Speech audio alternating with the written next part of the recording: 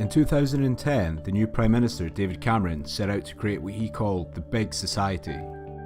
The aim was to enhance individual and community responsibility and reduce reliance on the state to solve society's problems. The Big Society agenda had three main aims: to give local councils and neighbourhoods more power to take decisions and shape their area, to enable voluntary organisations, charities and social enterprises to compete to offer public services, and to encourage people to play a more active role in their community. 7 years on, what's the legacy of the Big Society agenda, and what impact has it had on communities? In Sunderland, we spoke to people who'd been impacted by it firsthand. My name's Colin Dagg and I'm Director of Keep Active. We were set up in 2011 to work with children across the North East who were struggling to have resources during holiday times. My name's Kevin Marquis. I work for an organisation called SES, which stands for Sustainable Enterprise Strategies. I've been going since 1983, promoting cooperative and social enterprise development. I'd never ever been involved with a community interest company or a charity. I think at the time the government were encouraging people to set up community interest companies rather than a limited company, rather than a charity for whatever reason, and we were just drawn down that line really. Our accounts in 2010, social accounts in 2010, 2011, when we was at our greatest and making our biggest social impact, when we had, as I said, 26 staff, was that that year we helped launch 330 traditional businesses and 30 social enterprises, and that was making a real social impact, of which those traditional business, over 70% were workless. So we're really getting into making a real impact in, if you like, of those who sit within the margins of the labour market. I think most people in the city, it's a tough area, the North East, have the same issues, doing a lot of good work out there, but unfortunately it is a lot down to funding, and it's a big barrier at the moment having that. At the same time as launching the Big Society agenda, the government imposed major cuts on public spending through its programme of austerity.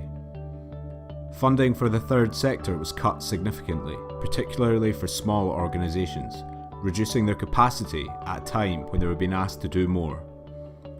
Change of government 2010, the collapse of the banking system, moving into austerity, and basically all those regeneration programmes were put on notice. And so I remember going through 2010, looking at March the 31st, 2011, when all those big programmes came to an end, and we were looking at falling off a cliff. You know, everyone knows that we're going through, to reduce the deficit, the country's gone through a period of austerity, and that's impacting on services like ours. I spend a lot of time working with the voluntary third sector and working with them on these programmes, and what I find is also a third sector that's also incredibly struggling. On the bones, they are struggling to survive, and many are not. Many are going under because some of the infrastructure that did sustain communities like this have been eroded and disappearing. And in the East End used to have a significant, vibrant, where we're sitting now, of something, a vibrant voluntary sector. It's now decimated. There's very little left. The third sector, the social enterprise sector, plays a major part in the social cohesion of society, and I think people should be very concerned that that's been eroded significantly. Whether it be for good reason or not, it's been eroded significantly because of austerity and cutbacks and public sector cutbacks and all that go with it.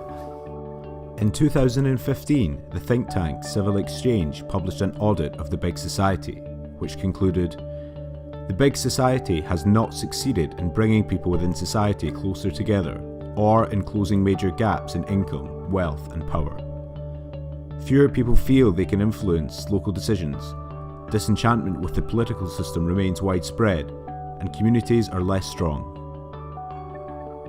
The Big Society raises questions about the relationship between civil society, the state and the market.